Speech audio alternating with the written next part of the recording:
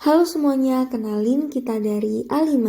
Di sini kita ingin membahas salah satu topik menarik dari fisiologi sistema veteriner, yaitu mengenai materi sistem integumen pada kelinci. Nah, sebelum itu aku ingin memperkenalkan kepada kalian sosok-sosok di balik A5 yang akan menjelaskan mengenai sistem integumen kelinci ini.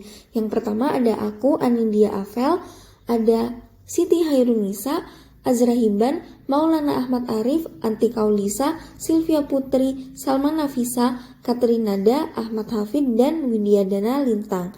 Sebelum itu, aku ingin ngasih tahu sedikit tentang gambaran apa aja yang akan kita jelaskan setelah ini.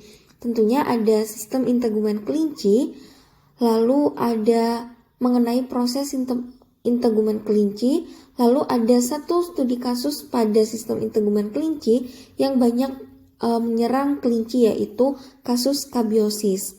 Nah, kalian penasaran kan? Yuk kita simak. Untuk latar belakangnya sendiri, kelinci memiliki kulit tipis dan halus yang banyak ditutupi oleh bulu di bagian bawah dengan fungsi sebagai pelindung. Kulit kelinci memiliki pembuluh darah yang letaknya tepat di bawah dermis. Pada kelinci, terdapat fascia superficialis yang terdiferensiasi dengan baik karena kandungan serat dan kolagen yang padat, sehingga kulitnya menjadi elastis. Kulit kelinci yang rentan dapat dengan mudah robek dan harus ditangani dengan hati-hati. Kelinci betina memiliki lipatan kulit yang besar pada permukaan ventral leher yang disebut dengan deolep. Selanjutnya, rumusan masalah yang menjadi titik fokus pada materi kali ini antara lain: yang pertama, apa yang dimaksud dengan sistem integumen? Lalu yang kedua, bagaimana sistem integumen pada kelinci? Dan yang ketiga adalah, apa kasus yang dapat menyerang sistem integumen kelinci? Adapun tujuan dari pembuatan makalah ini adalah yang pertama, mengetahui pengertian dari sistem integumen, yang kedua, mengetahui bagaimana sistem integumen dari kelinci, dan yang ketiga, mengetahui kasus yang dapat menyerang sistem integumen kelinci. Pembahasan yang kedua yaitu sistem integumen kelinci. Kulit atau integumen adalah organ terbesar dari dalam tubuh yang memiliki bobot sekitar 15-20% dari berat tubuh.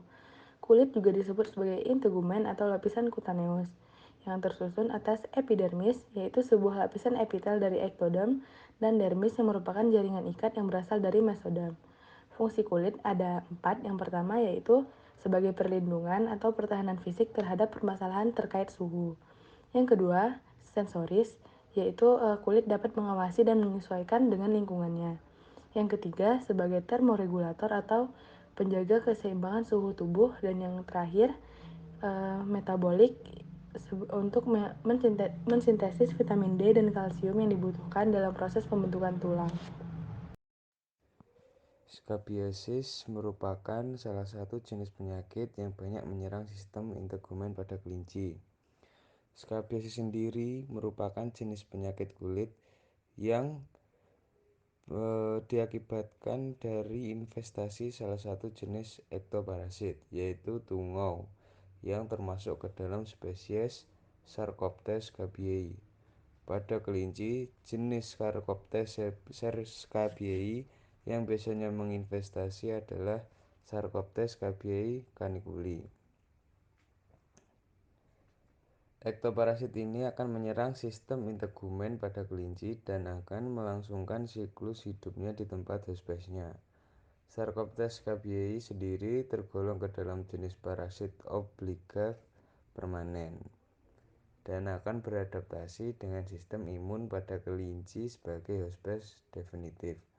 Ektoparasit ini akan menginvestasi kulit kelinci dan akan menyebabkan timbulnya gejala klinis pada kelinci yang terinvestasi setelah 4 hingga 8 minggu investasi.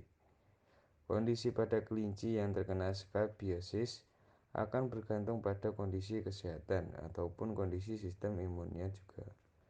Semakin lemah kondisi imunitas pada kelinci tersebut, gejala yang ditimbulkan akibat adanya investasi skabiosis pada kelinci tersebut juga akan semakin parah.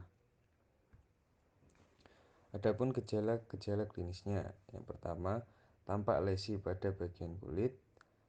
Yang kedua, lesi disertai dengan alopecia. Yang ketiga, adanya rasa gatal, iritasi, dan kemerahan.